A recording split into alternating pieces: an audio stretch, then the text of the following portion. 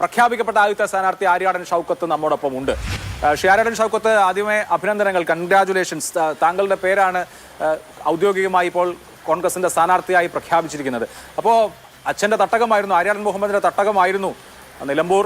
ആര്യാടൻ ആ ഒരു എന്താ പറയുക, ആ പാരമ്പര്യം തുടരാനുള്ള ഒരു വലിയ ഓപ്പർച്യൂണിറ്റി താങ്കളെ സംബന്ധിച്ച് കിട്ടിയിരിക്കുകയാണ്. എന്തു തോന്നുന്നു?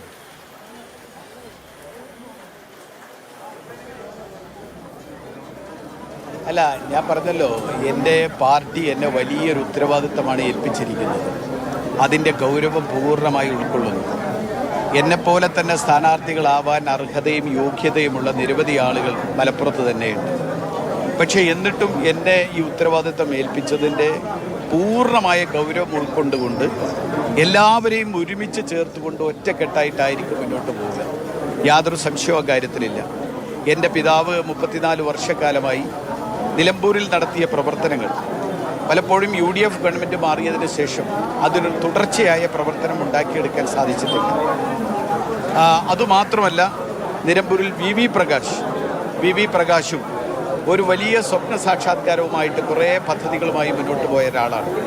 ഇവരുടെ രണ്ടുപേരുടെയും സ്വപ്ന സാക്ഷാത്കാരം, കഴിഞ്ഞ കാലത്ത് ചെയ്ത കാര്യങ്ങൾ, അതിൻ്റെ പൂർത്തീകരണം, അതേപോലെ തന്നെ വി പ്രകാശിൻ്റെ സ്വപ്നങ്ങളുടെ സാക്ഷാത്കാരമായ പ്രവർത്തനങ്ങൾ, ഇത് രണ്ടും ചെയ്തു തീർക്കുക എന്ന വലിയൊരു ഉത്തരവാദിത്വം എന്നെ സംബന്ധിച്ചിടത്തോളം ഉണ്ട്.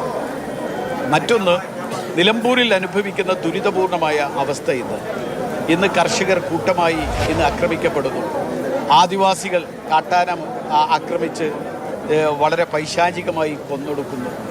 കാട്ടുമൃഗങ്ങൾ, കടുവയടക്കം മനുഷ്യരെ ഭക്ഷിക്കാൻ വേണ്ടി പിടിച്ചു കൊണ്ടുപോകുന്ന ഒരവസ്ഥാവിശേഷം ഉണ്ടാകുന്നു. ഇതിനൊന്നും യാതൊരു പരിഹാരവും നിർദ്ദേശിക്കാൻ കഴിയാത്തൊരു ഗവൺമെൻറ് ഇന്ന് കേരളത്തിൽ നിലനിൽക്കുക. ഒരു പരിഹാരവും ഇതുവരെ ഉണ്ടായിട്ടില്ല. ഒരു സുരക്ഷിതത്വവും ഈ പറയുന്ന സാധാരണക്കാർക്ക്, ഈ മണ്ണിൽ അധ്വാനിക്കുന്ന കർഷകർക്ക് ഉണ്ടായിട്ടില്ല. 50കളിലും 60കളിലുമൊക്കെ മധ്യ തിരുവിതാംകൂറിൽ നിന്നുമൊക്കെ ഇവിടെ കുടിയേറി വന്ന കർഷകർ, ആ കർഷകർ ഈ നിലമ്പൂരിൽ വന്ന് ഇവിടെ അധ്വാനിച്ച് ഈ മണ്ണിൽ സ്വർണം വിളയിക്കാൻ കഴിയുമെന്ന് നമ്മളെ പഠിപ്പിച്ചു തന്നവരാണ്. അങ്ങനെ പഠിപ്പിച്ചു തന്ന അവർക്ക് തന്നെ അവരധ്വാനിച്ച് വിയർപ്പൊഴുക്കിയ മണ്ണിൽ അവർ തന്നെ കാട്ടുമൃഗങ്ങളുടെ ആക്രമണമേറ്റ് ക്രൂരമായി രക്തം ചിന്തി മരിക്കേണ്ടി വരുന്ന ഒരവസ്ഥാവിശേഷം നിലമ്പൂരിൽ ഉണ്ടാവുന്നു. മലപ്പുറം ജില്ലയിൽ ഏറ്റവും അധികം മലയോര കർഷകരുള്ള പ്രദേശം കൂടിയാണ് നിലമ്പൂർ. ഇത്തരം പ്രശ്നങ്ങളൊക്കെ, ഇതിനൊക്കെ പരിഹാരമുണ്ടാവാൻ, അതിനുവേണ്ടി ഈ കർഷകരുടെ കൂടെ, ഈ സാധാരണക്കാരുടെ കൂടെ, ഇവിടുത്തെ ആദിവാസി സുഹൃത്തുക്കളുടെ കൂടെ നിലനിന്നുകൊണ്ടുള്ള പോരാട്ടം എന്ന് തന്നെയാണ് ഞാൻ ഉദ്ദേശിക്കുന്നത്. തീർച്ചയായും ആര്യാടൻ ഷൗക്കത്ത്, ഇപ്പോൾ താങ്കൾക്കെതിരെ ഒരു യുദ്ധപ്രഖ്യാപനം തന്നെ PV അൻവർ നടത്തിയിട്ടുണ്ട്.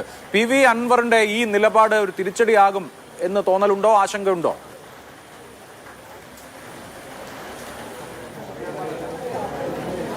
ഞാൻ പറഞ്ഞല്ലോ, കഴിഞ്ഞ 9 വർഷക്കാലമായി ഇടതുപക്ഷ ജനാധിപത്യ മുന്നണി ഗവൺമെന്റിനെ കുറിച്ച് ഐക്യ ജനാധിപത്യ മുന്നണി പറഞ്ഞുകൊണ്ടിരിക്കുന്ന കാര്യങ്ങളാണ് PV അൻവറും പറഞ്ഞുകൊണ്ടിരിക്കുന്നത്.